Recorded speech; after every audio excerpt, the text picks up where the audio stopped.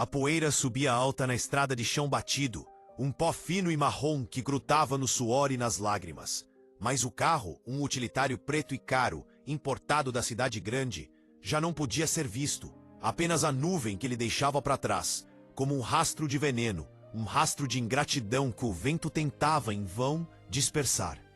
No acostamento, onde o mato seco encontrava a terra vermelha, duas figuras permaneciam imóveis, como estátuas de sal esquecidas pelo tempo.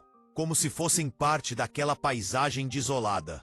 Eram Arthur, com seus 78 anos de costas curvadas, a coluna vergada por décadas de trabalho na lavoura, segurando com a mão trêmula, a mão cheia de calos e veias saltadas, a alça de uma única mala de madeira, uma mala velha, puída nas bordas, que continha as poucas memórias que o filho permitiu que levassem, apenas 2 trocas de roupa e o retrato amarelado do casamento. Ao seu lado, Esther, com 75 anos, o rosto um mapa de rugas profundas, sulcado por décadas de sol e trabalho duro, apertava contra o peito magro um cordeirinho branco, um animal assustado que tremia tanto quanto ela, seus pequenos balidos quase inaudíveis contra o assobio do vento.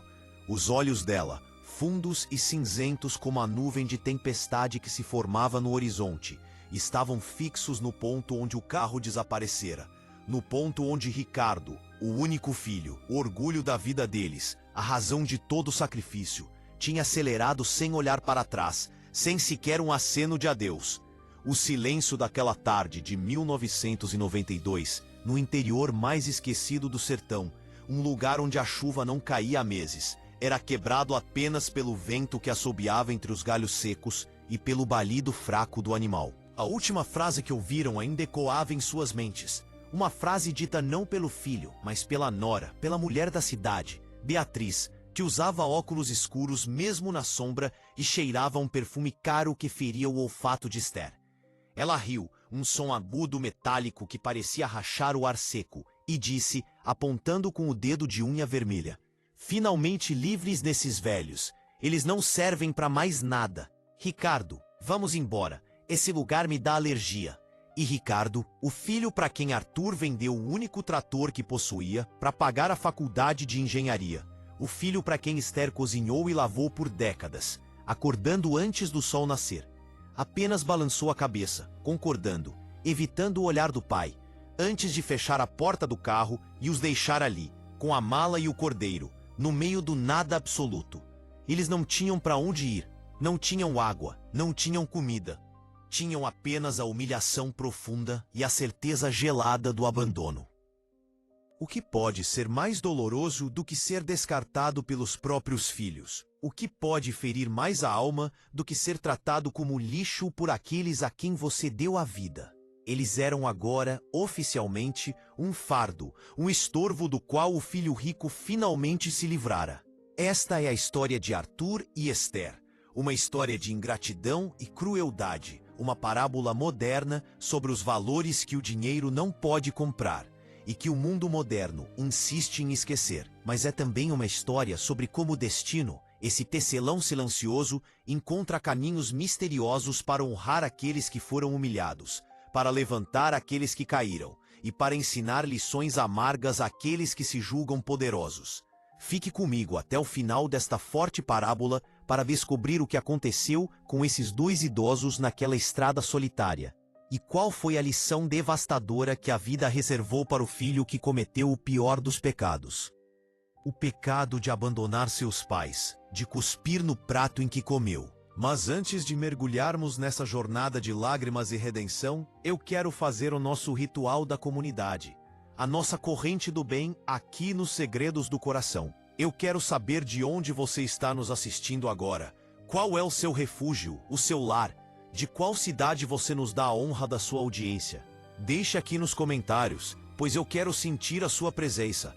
Quero saber até onde a nossa história de hoje está viajando. Se você mora em São Paulo, no Rio de Janeiro, em Minas Gerais, se está no Nordeste, no Sul, ou talvez esteja nos ouvindo de longe, de Portugal, de Angola, de Moçambique ou de qualquer canto do mundo onde se fala a nossa língua, saiba que você é muito bem-vindo, você é parte da nossa família.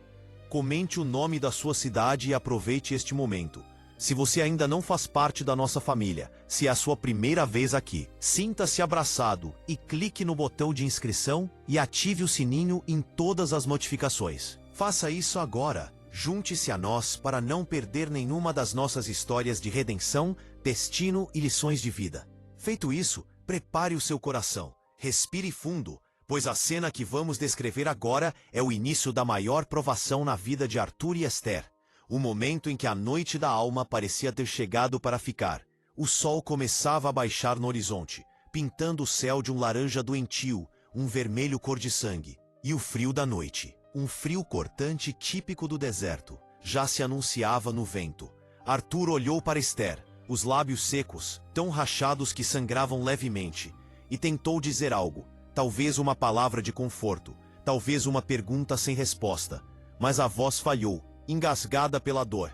Ele apenas apertou com mais força a alça da mala, sentindo o peso não das roupas, mas o peso da desonra, o peso de ter falhado em criar um homem de bem.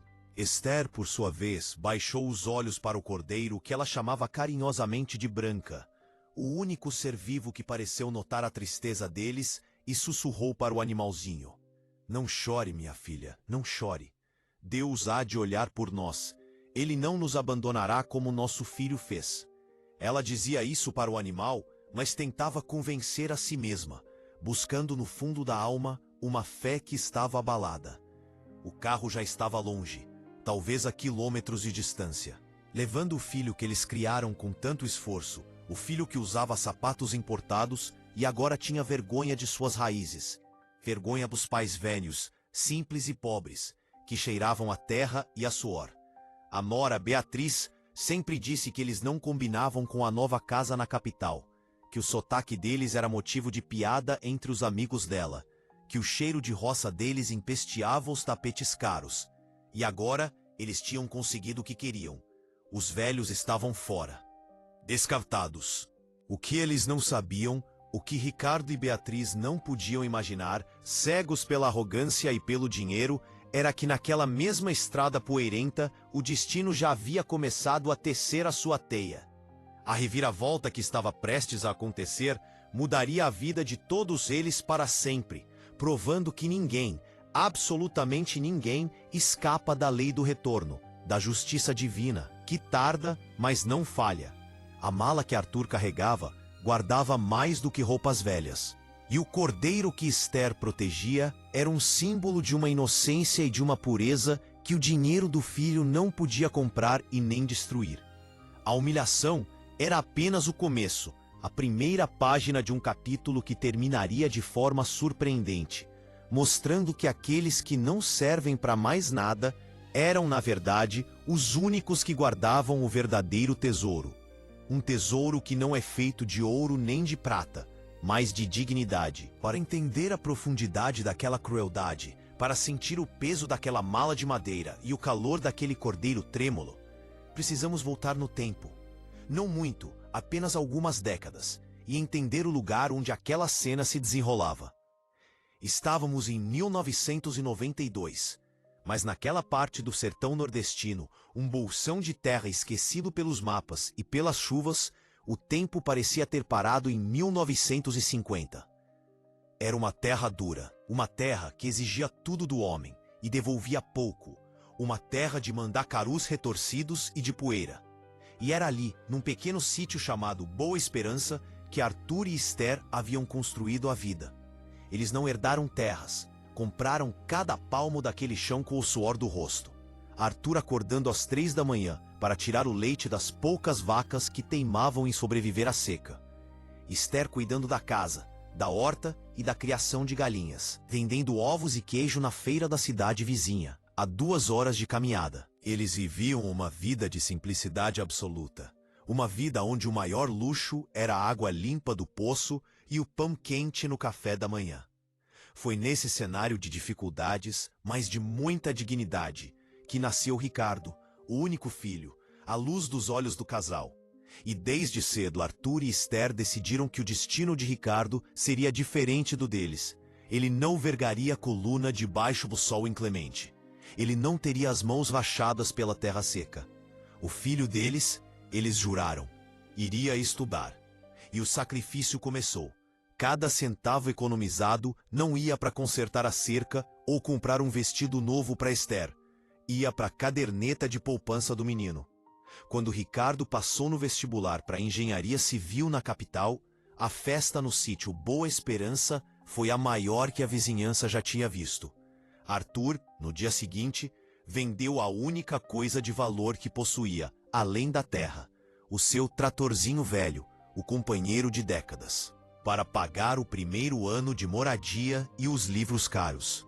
O menino precisa começar direito, Esther, ele dizia. Precisa ter as mesmas chances que os filhos dos ricos. E Esther concordava, vendendo suas melhores galinhas poedeiras para mandar o dinheiro do mistura pro filho na cidade grande. Durante 5 longos anos, o casal viveu com ainda menos do que o pouco que tinham. Comiam farinha com rapadura para que Ricardo pudesse comer carne na capital. Eles não se importavam. Cada carta que recebiam do filho, falando das notas boas, dos prédios altos, era como um bálsamo pro cansaço. O orgulho que sentiam era maior que a fome. Ricardo se formou, um engenheiro brilhante, e rapidamente encontrou emprego numa grande construtora. Foi quando conheceu Beatriz, a filha de um dos diretores. Uma mulher acostumada ao luxo, ao ar-condicionado e aos carros importados. O casamento foi rápido. Uma cerimônia luxuosa na capital da qual Arthur e Esther participaram. Sentindo-se deslocados em suas roupas simples, os únicos convidados que não sabiam usar os talheres de peixe. Eles voltaram para o sítio no dia seguinte, felizes pelo filho, mas com uma pontada estranha no peito. Uma sensação de que o menino que eles criaram para colher feijão descalço já não existia mais. Os primeiros anos foram bons. Ricardo mandava algum dinheiro. Visitava os pais no Natal, embora sempre com pressa, sempre reclamando do calor, da poeira, da falta de sinal de televisão. Beatriz, a nora, nunca mais voltou ao sítio depois do primeiro ano, alegando alergia à vida rural. Mas então veio a grande seca, a pior em 30 anos. A seca de 1992 foi implacável. Secou o riacho, matou o pasto e as poucas vacas que Arthur tinha morreram de fome. O sítio Boa Esperança, que já dava pouco, agora não dava nada. Arthur e Esther, já velhos, já cansados, sem forças para recomeçar, pela primeira vez na vida, tiveram que pedir ajuda.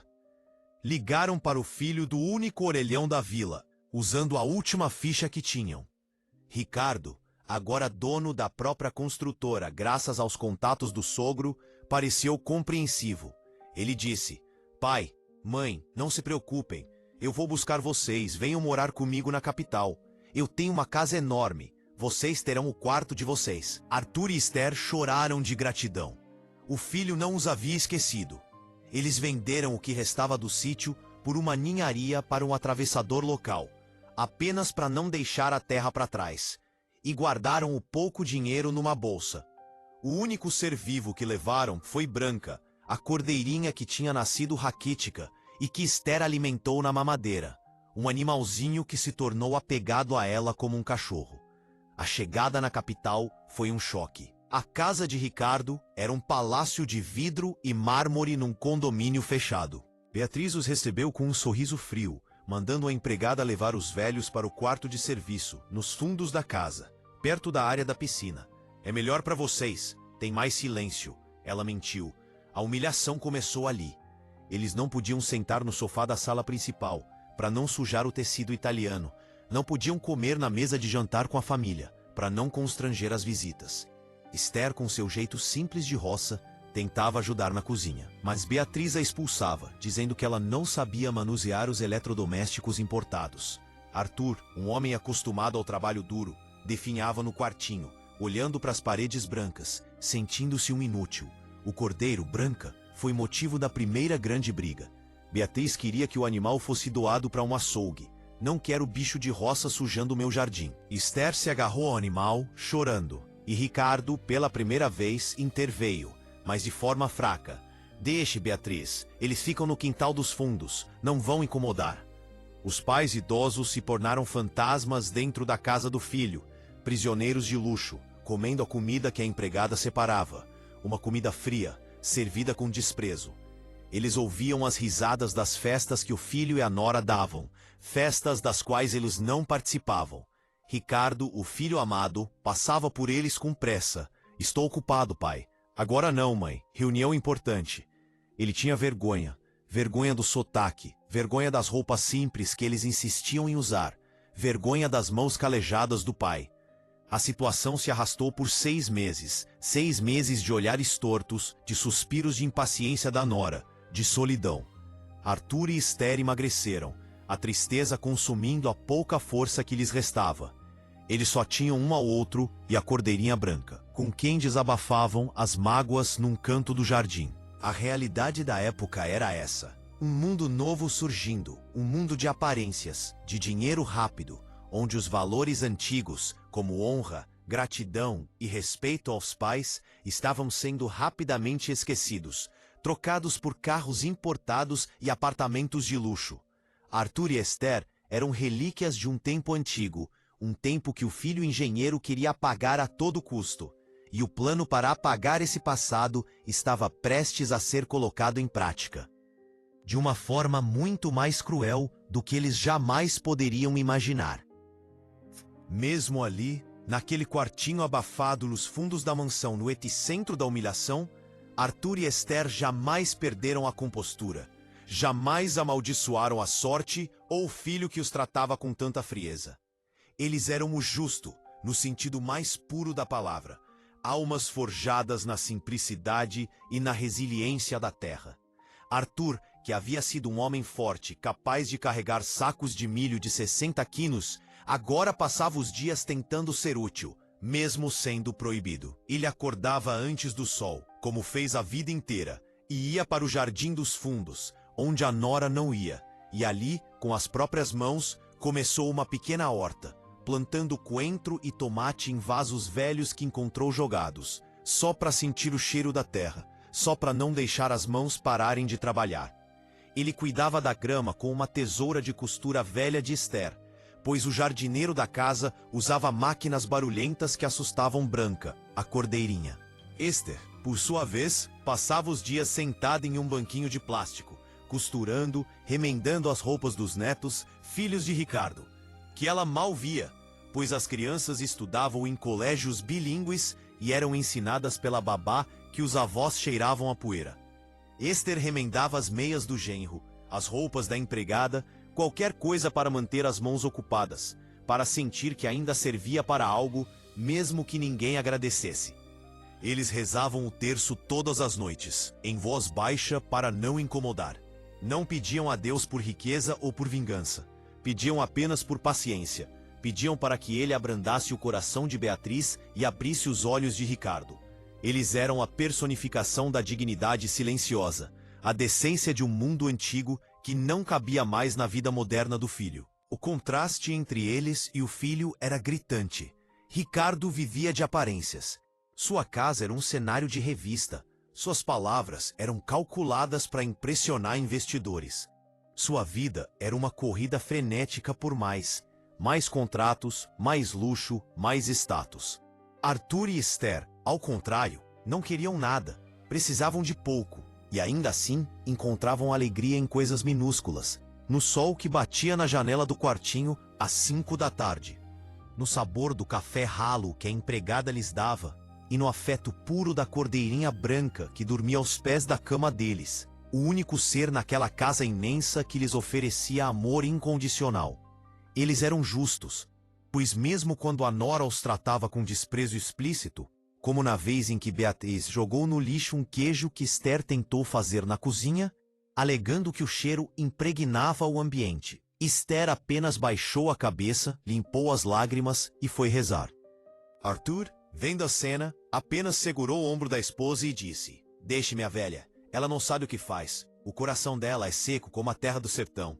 Eles não sabiam discutir, não sabiam odiar, sabiam apenas suportar, e essa capacidade de absorver a dor sem se corromper era a sua maior força, e também, aos olhos do filho, a sua maior fraqueza. Ricardo via aquela mansidão não como virtude, mas como passividade, como a prova de que eles eram de fato do passado, um passado que ele precisava enterrar para que seu futuro de concreto e vidro pudesse brilhar sem sombras. O sofrimento, que até então era uma tortura lenta, uma humilhação diária e velada, estava prestes a se tornar um ato final, uma tragédia explícita. O catalisador foi, como sempre, a vaidade de Beatriz e a ambição de Ricardo. O filho engenheiro estava prestes a fechar o maior negócio de sua vida, um mega empreendimento, um resort de luxo internacional que seria construído exatamente ali, naquela região esquecida do sertão, explorando o turismo exótico da seca. Ele havia comprado, por meio de laranjas e a preço de banana, centenas de hectares, incluindo o antigo sítio Boa Esperança, que seus pais haviam vendido ao atravessador meses antes, sem saber que o comprador final era o próprio filho.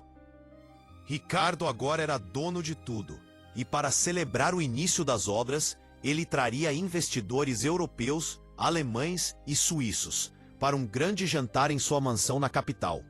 Beatriz, obcecada com a perfeição do evento, decretou que a presença dos pais idosos era um risco. Ricardo, eu não quero esses dois aqui quando os investidores chegarem, ela disse, na noite de terça-feira, enquanto provava vinhos caros com o buffet.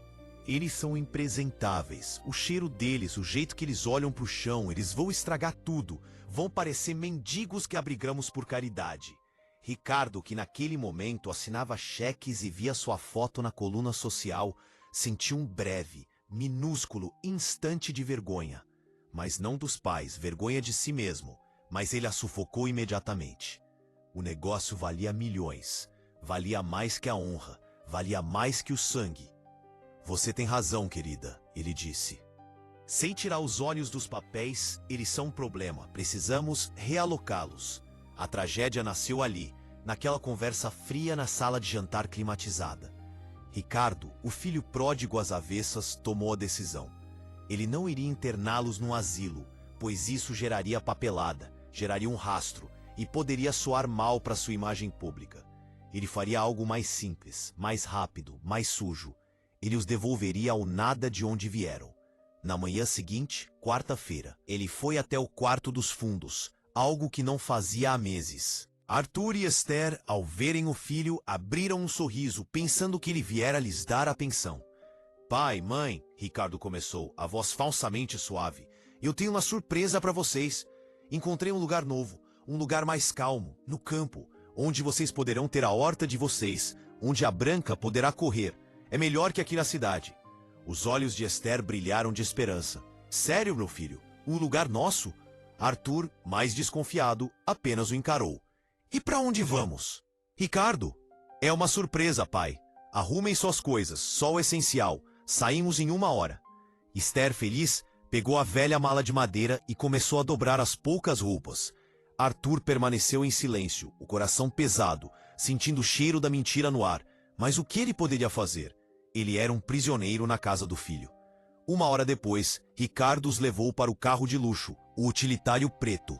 Beatriz observou da janela da sala, com um sorriso de triunfo, vendo a empregada limpar o quartinho dos fundos com desinfetante antes mesmo que os velhos tivessem saído pelo portão.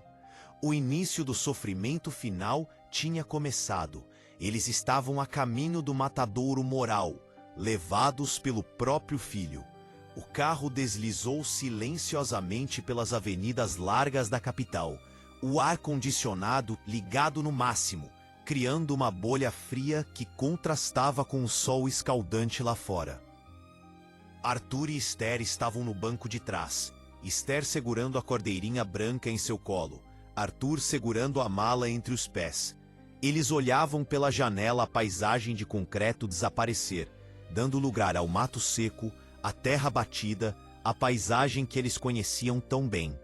O carro andou por quase 3 horas. O silêncio dentro do veículo era pesado, cortado apenas pelas instruções do GPS, uma voz robótica que Ricardo obedecia cegamente. Esther tentou puxar assunto. Está longe, meu filho? É um lugar bonito? Ricardo apenas murmurou. Estamos quase chegando, mãe, sem desviar os olhos da estrada. Os nós dos dedos brancos de tensão no volante de couro. Arthur, que conhecia cada curva daquelas estradas de terra, de repente percebeu. Ele reconheceu uma figueira antiga, uma porteira quebrada. Eles estavam perto do antigo sítio Boa Esperança, mas o carro continuou, indo para uma área ainda mais remota, um lugar conhecido como a Estrada Morta, um desvio que ninguém usava, que não levava a lugar nenhum. Foi ali que o carro parou. O motor foi desligado e o silêncio abrupto foi ensurdecedor, quebrado apenas pelo vento seco.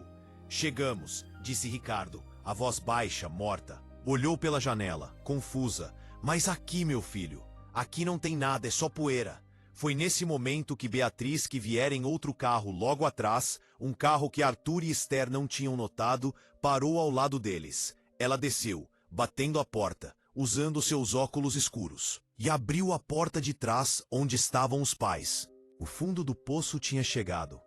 Desçam, ela ordenou, a voz como um chicote. Ricardo, pegue a mala deles. Arthur não se moveu. O que significa isso, Beatriz? E então, a frase que selou o destino. A frase que ecoaria no gancho da nossa história. Beatriz riu. Aquele som agudo metálico. Significa que vocês não servem para mais nada. Vocês são um fardo. Vocês iam estragar o jantar do meu marido. Iam envergonhar meus filhos. O lugar de vocês é aqui, no lixo. Junto com o resto do passado. Ricardo finalmente saiu do carro, pálido, evitando o olhar do pai. Ele pegou a mala de madeira do chão do carro e a jogou na poeira do acostamento. Pai, mãe, me desculpem, mas é o melhor a fazer, ele gaguejou, incapaz de sustentar a própria crueldade. Esther começou a chorar, um choro silencioso, desesperado, agarrando-se à cordeirinha. Ricardo, não faça isso, meu filho. Por favor, pelo amor de Deus, não nos deixe aqui. Arthur, com a pouca força que lhe restava, saiu do carro e parou diante do filho, o rosto marcado pela dor e pela incredulidade. Ele não chorou, ele não implorou. Ele apenas olhou no fundo dos olhos do filho, um olhar que Ricardo não conseguiu sustentar por mais de um segundo. Que Deus tenha piedade da sua alma, Ricardo. Foi tudo o que Arthur disse. Beatriz, impaciente, gritou.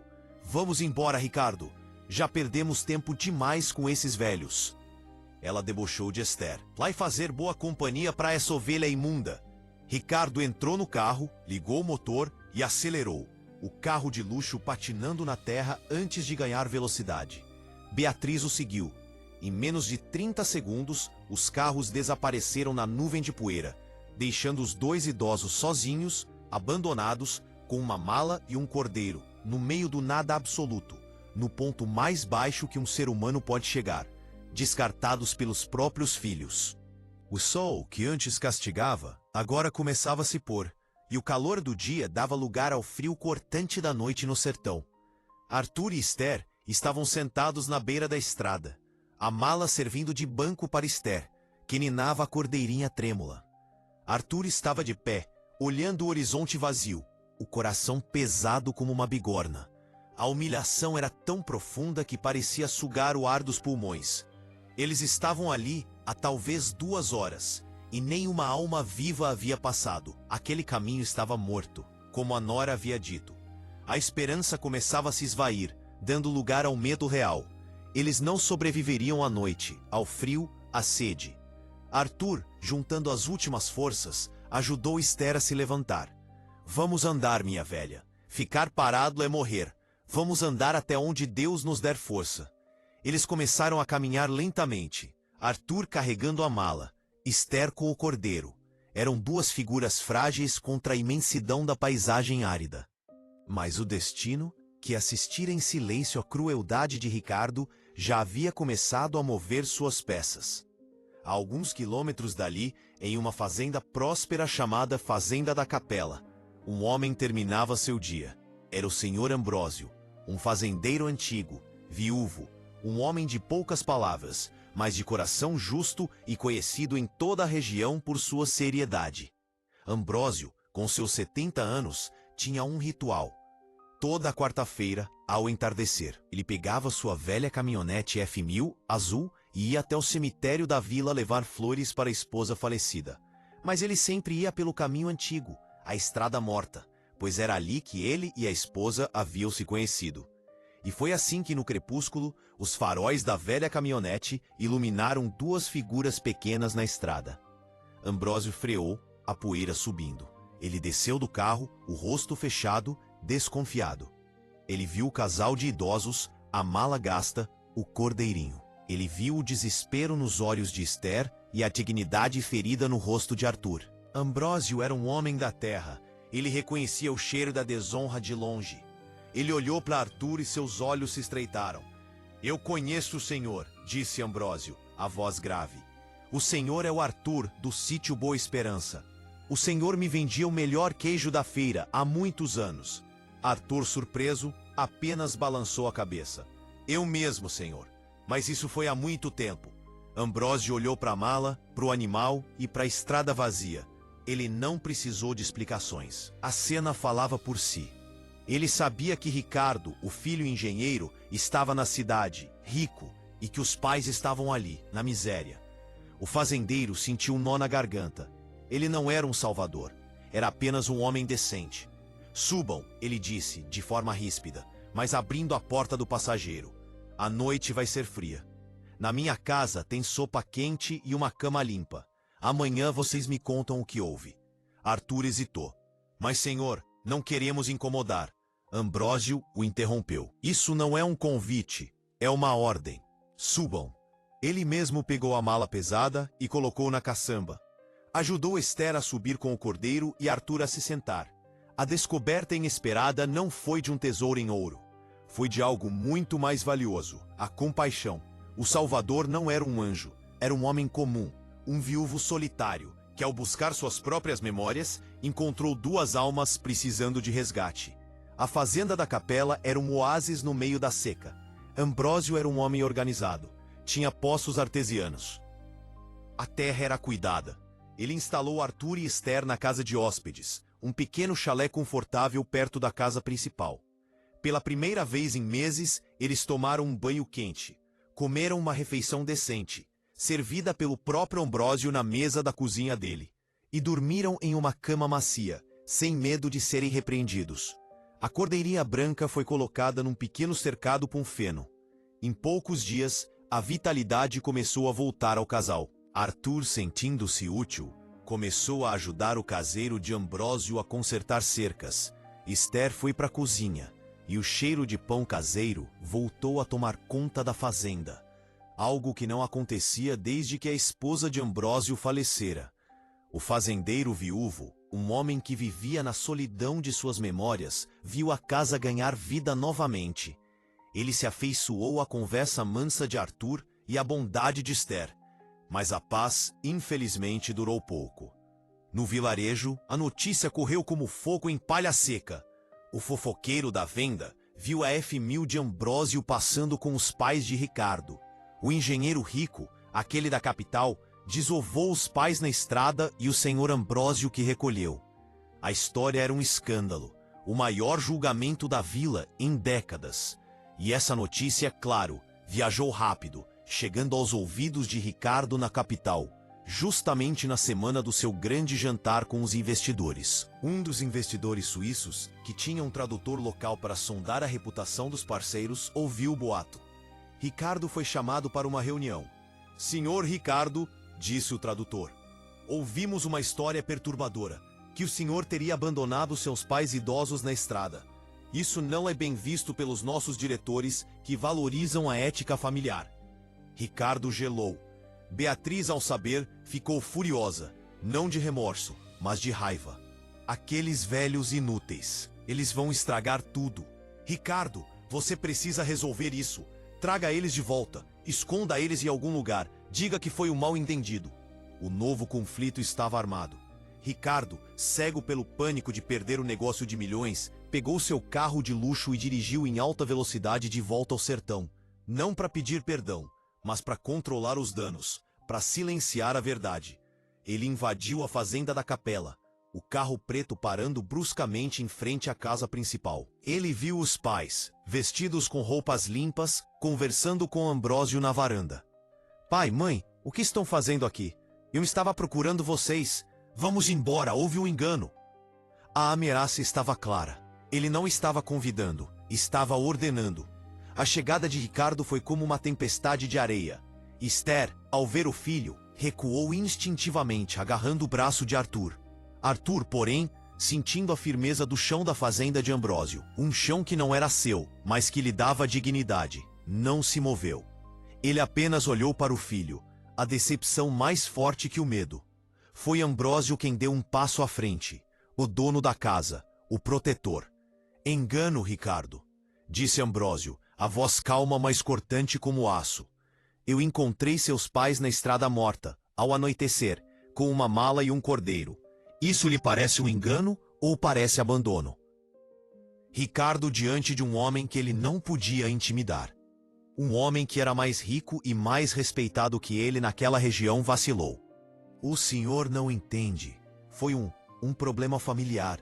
Eles são meus pais, eles vêm comigo. Ele tentou avançar para pegar o braço de Arthur. Foi quando Ambrósio fez sua escolha moral. Ele podia se omitir, afinal, era uma briga de família, e devolver os idosos ao filho.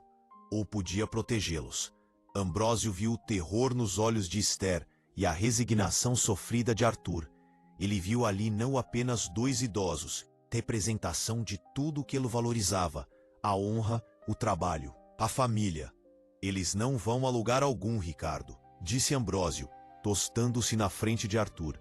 Eles estão sob minha proteção, na minha casa, e se você tentar tirá-los à força, eu chamo a polícia e conto ao delegado exatamente onde e como eu os encontrei. Ricardo ficou pálido. A ameaça de um escândalo policial era o fim do seu negócio. Ele xingou, ameaçou processar Ambrósio por sequestro, mas o velho fazendeiro não recuou. Vá embora, rapaz, e não volte. Ricardo, derrotado e humilhado, voltou para o carro, gritando que aquilo não ficaria assim. Mas Ambrósio sabia que as ameaças de Ricardo eram vazias. Ele precisava de silêncio, não de mais barulho. Quando o carro preto desapareceu, Ambrósio se virou para Arthur e Esther, que tremiam. Ele percebeu que precisava de uma solução permanente, algo que desse segurança a eles, algo que nem Ricardo, nem ninguém pudesse tirar. O fazendeiro tinha uma capela em suas terras, uma pequena igreja branca no topo de uma colina, construída por seus avós, onde sua esposa foi velada. Estava vazia, mas bem cuidada. No dia seguinte, Ambrósio levou o casal até lá. Arthur, Esther, ele disse, eu sou um homem velho e solitário. Vocês trouxeram vida de volta a esta fazenda. Eu quero que vocês sejam os guardiões desta capela. Quero que cuidem dela, que morem na casa ao lado dela. Ele os levou ao cartório da cidade e, para espanto de todos, fez uma doação em vida, passando a capela e 1 hectare de terra ao redor, com uma pequena casa para o nome de Arthur e Esther. Agora, disse Ambrósio entregando a escritura, nenhum homem, nem mesmo seu filho, pode expulsar vocês daqui. Este é o lar de vocês, legalmente, e vocês são minha família. A solução não foi um casamento, mas algo mais profundo, uma adoção de almas, uma proteção legal e divina. E assim, a vida começou de novo para Arthur e Esther, ali, aos pés da Capela Branca. A passagem do tempo, que antes era uma inimiga que lhes roubava as forças, agora era uma aliada, que curava as feridas. Passou 1 ano. O hectare de terra ao redor da capela floresceu sob os cuidados do casal. Arthur, com a ajuda de Ambrósio, plantou uma horta vasta, que agora fornecia vegetais para a fazenda e para a vila. Esther, na casinha nova, começou a fazer seus queijos e pães novamente. E a cordeirinha branca, agora uma ovelha adulta e gorda, pastava livremente entre os bancos da igreja. Eles se tornaram os guardiões da capela, figuras respeitadas e queridas por todos. A paz que eles encontraram não era a paz do esquecimento, pois a dor do abandono jamais desapareceria por completo, mas era a paz da dignidade, a paz de ter um propósito, um lar. E enquanto a vida de Arthur e Esther florescia na simplicidade, a vida de Ricardo, na capital, desmoronava com a velocidade da ambição. A punição do vilão não veio por raios ou trovões, mas pela própria natureza que ele tentou explorar. A grande seca, aquela que havia expulsado seus pais da terra, retornou com uma fúria que ninguém previu. O rio, do qual o resort de luxo de Ricardo dependia para encher suas piscinas e seus lagos artificiais, secou completamente. A fonte secou. O projeto do resort se tornou inviável. Os investidores europeus, vendo o desastre ecológico e temendo as leis ambientais que Ricardo havia burlado, puxaram o tapete. Eles processaram Ricardo por fraude e má gestão. A construtora, construída sobre alicerces de arrogância e dívidas, quebrou. Beatriz, a nora cruel, vendo que o fluxo de dinheiro havia secado, não pensou duas vezes. Ela pegou o que restava nas contas conjuntas, pegou os filhos e fugiu para a Europa, abandonando Ricardo à própria sorte. Da mesma forma que ele havia abandonado os pais, Ricardo perdeu a mansão, perdeu os carros, perdeu o nome. Endividado, procurado pela justiça e abandonado por todos, ele se viu exatamente como seus pais um ano antes, sem ter para onde ir. Sem nada, ele fez a única coisa que podia: começou a andar.